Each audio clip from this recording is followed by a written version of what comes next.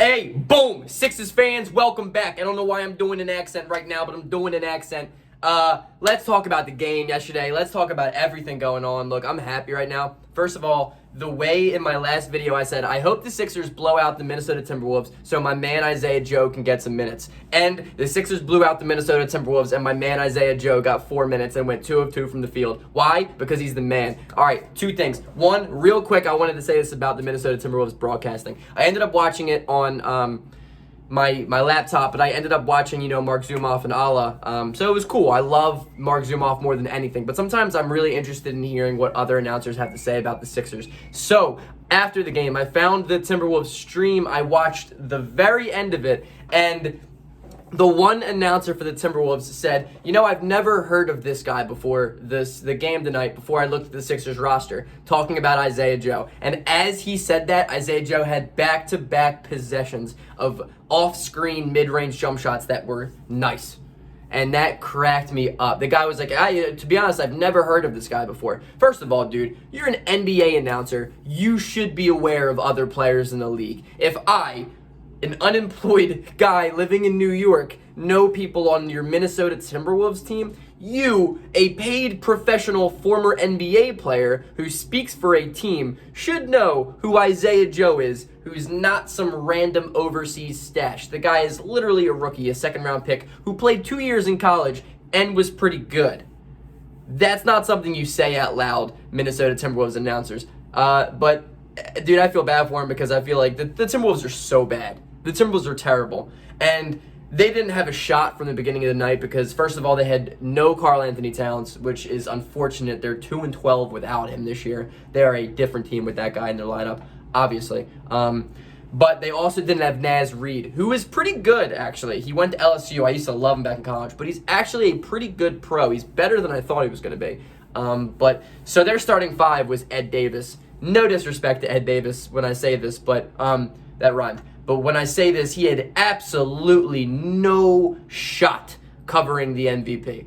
Embiid had 37 points in like 27 minutes or 20-something minutes. It was literally ridiculous. The man made every single free throw, I felt like. The dude was unstoppable, and I really wanted to say this. I was taking notes in the game when I'm watching it, right? And the first quarter, Philadelphia couldn't buy a bucket. They could not buy a bucket. But what makes Doc Rivers a better coach than Brett Brown, what makes this team a better team than last year, what makes this team a winning team, it's why we are the best record in the East right now, is because when our shots aren't falling, we are getting to the free throw line. That is huge. I don't even think I need to tell you how important that is. That is what veteran teams do. That's what championship teams do. When buckets aren't falling, they get to the line for easy ones until the shots begin to fall. And when the shots began to fall for Philadelphia in the second half, it was a game over. It was GG's. That's great basketball. That's great coaching. The Sixers, I think, are either first or second in the NBA in free throws per game. That's phenomenal. That is absolutely phenomenal. I'm pretty sure we're first, but I could be wrong. But, dude, that's what you got to do. When you're not shooting the ball well, get to the line for easy buckets, right? That's what it is. Ben Simmons, I'm not looking at stat sheets right now, but Ben Simmons, I think he had double-digit points. I know that. But he was aggressive. And though his shots weren't falling, he was aggressive, and I like that, dude. I would rather take him missing shots than him not shooting at all. I know people argue with me about that on here, but I stand by that. I would rather want to see Ben Simmons miss shots than not shoot at all. And what I loved about Ben Simmons last night, what I loved about Ben Simmons against the Lakers is the man's dunking the basketball again. The man is dunking the basketball. Our fast breaks, I think we're either first or second in the league in fast break points per game with 14.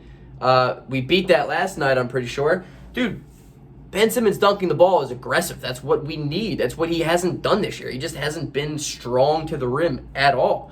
But recently he has been, and dude, that's an argument to be made why the Sixers have been so dominant the past week. It's awesome to see. It's awesome to see. We need Ben Simmons to be like that. Obviously, dude, my man Joel Embiid. I mean, look, trust the process with it's an old shirt and it's phenomenal. It's phenomenal. One of my favorite shirts ever. Arguably, might be my favorite shirt I ever have. Thank you to my brother-in-law for that one. That was a dope Pollyanna Christmas present a couple years ago. But, dude, trust the process. That's what it is. Embiid is clear-cut MVP right now. There's no argument to be made about anyone else. There's not. Only LeBron James and Embiid beat him one-on-one. Embiid he's really good. He's really good. There's no player in the NBA who can stop Embiid. Dude, last night, I mean, that's the type of game that the Sixers take off, right? We beat the Lakers, which is the best team in the NBA. I don't care about record right now. The Lakers are the best team in the NBA. They're the finals favorites. They have LeBron James. They have Anthony Davis. Everyone was healthy. There was no excuse that could be made against the Philadelphia Sixers winning that game. And we beat them. We're going to come out. We're going to go on the road to Minnesota. This is a trap game. And if you're a Sixers fan, you know this is the type of game that we lose. And we got to work. It's awesome. I'm so glad Philadelphia came out flat shooting the ball because it's such a challenge. It is such a test. It is such a good test. I love to watch teams overcome adversity right from the jump in the beginning of a game because that's a trap game. We will always lose that game under the Brett Brown administration. I love that I call it the Brett Brown administration and the era. I shit on that dude because I hate Brett Brown more than anything. But instead of coming out and staying flat all game long and just accepting defeat, saying, this game doesn't mean anything, win or loss, Philadelphia was like, nah, screw that, let's get to work. I love the way Seth Curry played. He shoots dude, he's so good from three. He's so good. That one double handoff that he went around the screen of Ben Simmons and Embiid, pulled up around like 3/4 of the three-point arc and popped the three and knocked it down is such an impressive play. That is, how many teams are going to stop that? There's 3 different scoring options on that one play alone. That's why I used to love the dribble handoff with JJ Redick and Embiid. Seth Curry is so talented. He's so much more of a shooter. He's a great off-ball guy.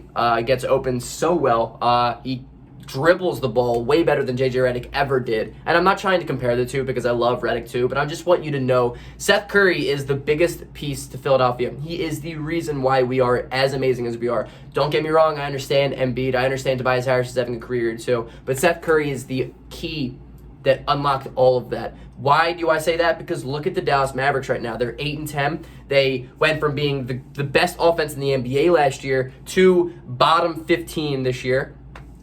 And their three-point percentage is way, way down. They're not putting up as many a game. They're not making as many a game. Their percentages are ugly offensively. And why? That's because they flip-flopped Seth Curry for Josh Richardson, and that just has completely killed the offense. Completely killed the offense. Don't get me wrong, though. I am one of the guys that think the Dallas Mavericks will, in fact, get better, come back, and make their resurgence because I think they're too good not to. But the loss of Seth Curry has been huge. It's been very visible for Dallas, and we have him, and that's huge. And I want him to die a Sixer. I don't want him to die. I don't mean it by that. I just want him to forever be a Sixer. Also, I wrote this down last night. I think Dwight Howard has to lead the league in technical fouls. He has to. It's like every single game he's in foul trouble, and one of the fouls he gets is from a technical foul. Don't get me wrong, the refs hate Dwight Howard. They do. They will call fouls quicker on him than anyone I've ever seen. But at the same time, he deserves like 90% of them. And sometimes I just like watching him go out there and just getting a technical foul immediately. It's unreal. It's seriously incredible how many technical fouls he gets. I think every game. Literally, I think every game. But that being said, dude, last night was an awesome game. I'm happy about it. I got to see some good playing. All right, let's talk about Matisse Thybulle. His defense last night was phenomenal. Strapped. He looked so good last night. I'm here for it. I just wish he could shoot the basketball. God, I wish he could shoot the basketball. That would be such a game changer. But hey, that's something. Tyrese Maxey looked good in the minutes that he had. He had 3 consecutive jump shots or 2 consecutive jump shots and then a floater on the baseline. That was awesome. I love Tyrese Maxey, man. When he gets hot, he's hot. What else? Tobias Harris, obviously, he had 17 points, but dude, he's just efficient. He's just so good. He's been amazing this year. Love Tobias Harris, dude. That first shot, actually, thinking about it, when we were down 4-0 and he went down to the baseline, did that fadeaway baseline jumper, pull-up fadeaway baseline jumper. You know, that weird shot that he has? I don't know. Anyway, It was just the cleanest swish. The arc was perfect, the cleanest swish. N1, I was like, dude, I love this guy. He just went out and got a bucket when we needed it. That's about all the notes I have, though, about the game last night. I don't even know what to name this video. Probably going to be something about Embiid. Embiid's the man. Embiid's the MVP. I refuse to believe anything otherwise. No one in this league is having a better year than him. No one.